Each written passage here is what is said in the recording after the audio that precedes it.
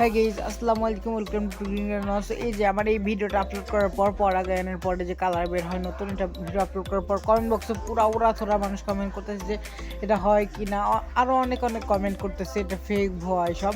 So আমি বলি আপনাদেরকে, এটা হচ্ছে পরাগায়ন করলে আসলে কালার হয়, একটা যে তৈরি হয়। দেখেন, একটার সাথে একটা পরমিলন করে দিলে সেখানে যদি বীজ স্পট হয়, বীজ দেখেন এই যে আমার কিন্তু প্রায় সব গাছে বীজ হয়। যে বীজ হলে সেটা ছিটায় রাখলেই বীজ থেকে চারা হওয়ার সম্ভাবনা থাকে, বাট সবগুলা থেকে যে হবে এটা না, কিছু কিছু থেকে হয়, কিছু কিছু থেকে হয় না। এটা কিন্তু আমার হাইব্রিড না, এটা দেশি একটা ভ্যারাইটি। বাট কিছু কিছু বীজ থেকে চারা হয়, কিছু কিছু হয় না। আমি কিন্তু অনেকে লাগাইছি, একটা হয় নাই। বীজ থেকে কিন্তু খুব অল্পই চারা হয়, দেখা যায় অনেকগুলো যেটুকু লাগাইলে একটা দুইটা ছোট চারা।